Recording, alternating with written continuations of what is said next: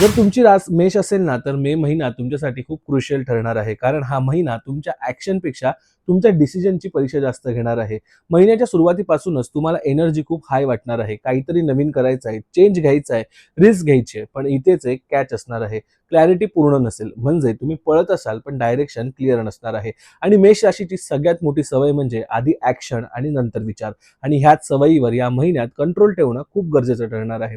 Career बद्दल बोलायचं झालं तर जॉबमध्ये असाल तर तुम्हाला असं वाटू शकतं की तुम्ही कुठेतरी अडकला आहात.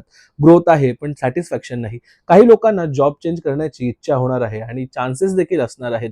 नवीन ऑफर्स पण येतील पण लगेच डिसिजन घ्यायचा नाहीये. कारण जे दिसतंय ना ते पूर्ण पिक्चर नसतं.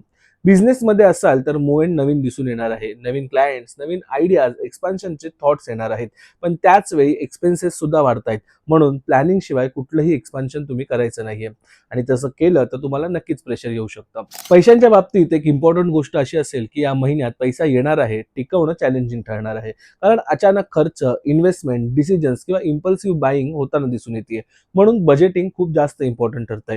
रिलेशनशिपच्या बाबतीमध्ये जर तुम्ही कमिटेड असाल ना, तर इगो आणि कम्युनिकेशन हे दोन मेन इश्यूज राहू शकणार आहेत. तुम्हाला वाटेल की तुम्ही अगदी बरोबर आहात, पण समोरच्यालाही तसंच वाटत असतं. म्हणून थोडंसं शांत राहणं गरजेचं आहे आणि समजून देखील घेणं गरजेचं आहे.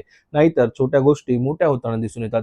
आणि जर सिंगल असाल ना, तर अचानक अट्रॅक्शन निर्माण होतंय. कोणीतरी नवीन पर्सन लाईफमध्ये येऊ शकतो, पण लगेच अटॅच व्हायचं नाहीये.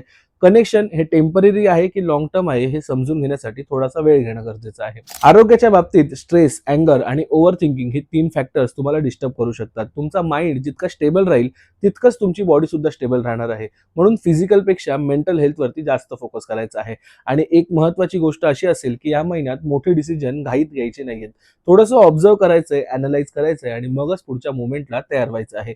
ओव्हरऑल पाहता हा मे महिना तुमच्यासाठी स्लो नाहीये, तो तुम्हाला स्मार्ट बनवायला आलेला आहे. आणि जर तुम्हाला सुद्धा तुमचं एक्झॅक्ट पर्सनल राशी भविष्य जाणून घ्यायचं असेल ना, तर खाली दिलेल्या WhatsApp नंबरवरती मला नक्कीच मेसेज करा. व्हिडिओ आवडले असेल तर लाईक करा, मित्रांमध्ये शेअर करा, कमेंट करा आणि आपल्या पेजला आठवणींनी फॉलो करा.